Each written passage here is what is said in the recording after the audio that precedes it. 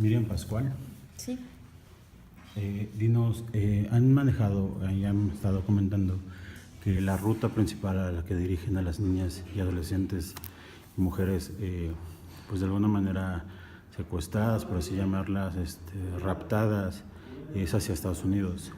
¿De qué manera han logrado documentar esto que el gobierno no menciona? Mira, incluso es un informe del gobierno. Este es un informe que hace la Comisión Nacional de Derechos Humanos. Es un informe que se realiza en 2014 y en este informe evalúa distintos accesos a la información, distintas declaraciones de distintos estados de la República. Y a diferencia de los demás estados, bueno, en el caso de Puebla y Tlaxcala es un punto nodal. Solamente desde Puebla y Tlaxcala es donde se decide ya internacionalizar a las víctimas, ¿no? Trasladarlas a otros países, en este caso principalmente Estados Unidos. Sin embargo, bueno, este informe, a pesar de que es de 2014, hay otro informe que es un diagnóstico de la Oficina de Naciones Unidas para la Droga y el Delito, en donde se reafirma este dato y además se analiza la situación de impunidad. Por ejemplo, la Oficina de Naciones Unidas nos dice que de cada 89 denuncias, únicamente 6 terminan siendo una investigación formal por el tema de trata. En el tema de desaparición, pero hay una situación de impunidad completamente. El caso de Carla Romero Tesmol es la única investigación formal, tal cual penal, ¿no?, en términos legales, por el tema de la desaparición de una niña. Entonces, cuando hay una desaparición, finalmente no se considera que haya algún delito que perseguir y por lo tanto no se generan ni los mecanismos de búsqueda, que son urgentes, y tampoco obviamente los mecanismos de investigación. ¿Por qué el caso de Carla, desaparecida desde el 13 de enero de 2016, por qué este caso en específico sí se realiza una investigación? ¿Qué tiene de diferente con los otros 35 documentados? Se genera porque nosotros solicitamos un amparo porque venimos señalando durante mucho tiempo, agotamos incluso reuniones con la exprocuradora Alicia Fragoso, la cual está impune, ¿no? Es una servidora pública completamente impune en ese tema, que se culminó a no reconocer que había una situación de delito que perseguir, tal cual, y lo dice en declaraciones públicas. También un equipo que sigue elaborando en la Procuraduría del Estado, que no activa el protocolo de alerta AMBER, lo cual generó pues 20 días, ¿no?, en el que no se activaron ni mecanismos de búsqueda ni de investigación, y que por lo tanto el juez de amparo nos dice que eso no únicamente son violaciones a derechos humanos, sino es obstaculizar tal cual la búsqueda, localización e investigación de la niña.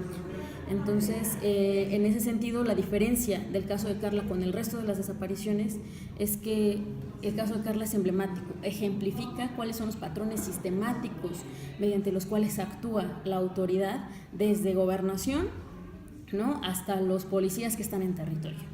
La pérdida de evidencias, por ejemplo, la intimidación a testigos, la intimidación a las familias, la revictimización a las sobrevivientes, ¿no?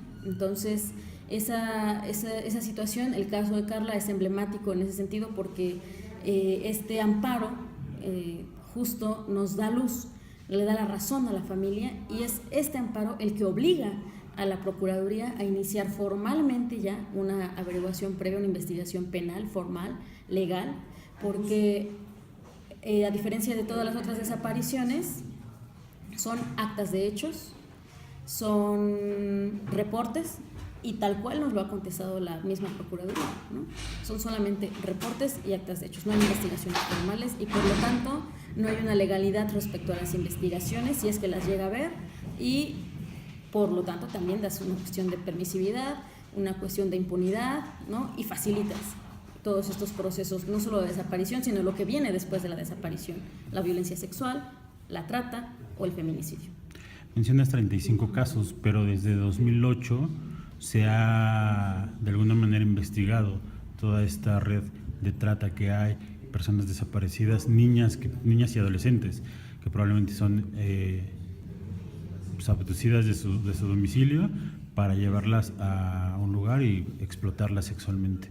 ¿Cómo logran detectar primero los 35 casos y por qué desde el 2008, si se tiene documentación de esta situación, no se ha hecho más labor por parte de las autoridades?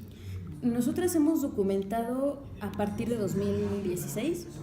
Hay informes que son desde 2008. Hay un informe del Instituto de las Mujeres del Distrito Federal, en donde se rescataron varias víctimas en la zona de la Merced, y alrededor del 60% de ellas eran originarias de San Pablo del Monte y de Tenancingo, o sea, de esos municipios tlaxcaltecas que se dedican a ello. Los 35 casos que hemos documentado son datos con datos hemerográficos, ¿no? En donde no se ha dado claridad respecto a cuál es la situación de esas víctimas. Sin embargo, hay otra serie de datos por parte del programa Dar Contigo de la Secretaría de Gobernación, que te maneja una cifra de alrededor de 25. Está el banco de datos de FEBIMTRA, que te maneja que son 20, de los cuales 14 son niñas, 6 niños, y únicamente los niños han sido localizados. Está ¿Por qué solamente los niños? Perdón.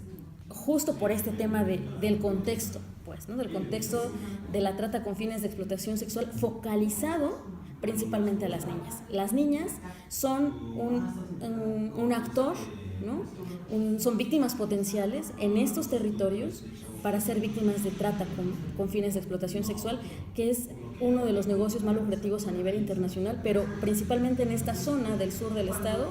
Ha sido no únicamente un fenómeno que ha sido permanente, sino que va en crecimiento. Entonces, ahí ves parte de las consecuencias de la no prevención, de la no atención, del no reconocimiento de la problemática. Nosotras como organizaciones hemos entrado a documentar, a acompañar, pero es un tema que no lo estamos diciendo nosotras de nueva voz, ¿no?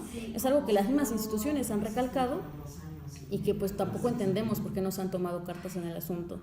Y por eso es que también solicitamos la nueva alerta de género. Creemos que es importante generar una situación de exigibilidad, de empoderamiento de la población tlaxcalteca, del empoderamiento de las mujeres, de reconocimiento, ¿no? Esta negativa por la alerta de género en su dictamen dice en el inciso A que es gracias a la voluntad, a la buena voluntad del gobierno del Estado. Sin embargo, nosotros no queremos que la buena voluntad, el querer hacer las cosas, sea un mecanismo de combate a la desaparición vinculada a feminicidio, la trata y la violencia sexual. Es una cuestión de obligaciones y no hay un cumplimiento de obligaciones tal cual.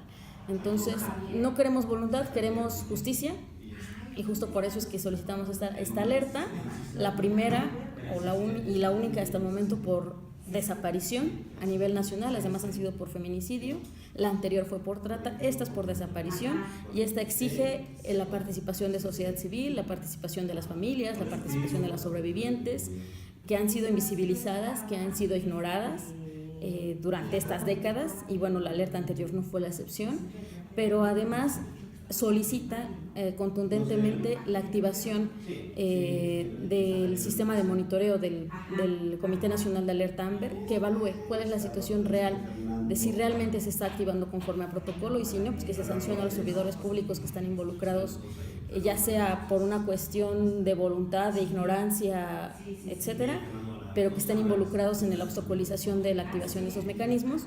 Y además, siendo que de esas 35, la mayoría están entre 14 y 16 años, es decir, son adolescentes, justo que se incorpore la perspectiva del interés superior de la niñez. ¿Por qué, si se ha documentado que tardan hasta 22, menos de 24 horas en sacar a una niña, a un adolescente del país, por qué la alerta AMBER solicita siempre estas 72 horas o 48 horas? No, de hecho es algo arbitrario. No hay ningún fundamento legal a nivel ni nacional ni local en Tlaxcala que diga que se tienen que esperar 72 horas. Es una decisión completamente arbitraria, es completamente sin fundamento legal, porque la alerta AMBER es un mecanismo de búsqueda, no de investigación, es un mecanismo de búsqueda. La autoridad, desde que tiene notificación de que una niña o un niño ha desaparecido, por obligación tiene que activar la alerta, desde el momento en que tiene la notificación, justo porque las primeras 48 horas son las más importantes y el protocolo así lo establece. Activarlo durante las primeras 48 horas desde la desaparición o desde que se tiene notificación. Entonces, aquí vemos una situación de negligencia, pero sobre todo de impunidad, de prepotencia por parte de la autoridad, de no reconocer que no está generando los mecanismos necesarios para la búsqueda de localización, independientemente de si hay o no un delito, ¿no? La obligación es la búsqueda y ni siquiera eso se está realizando. Miriam Pascual, de organización Red Retoño. Red de Toño. Pues muchísimas gracias por Gracias. Noticias TM y bueno, esperamos más noticias y saber qué pasa con el caso de Carla. Gracias.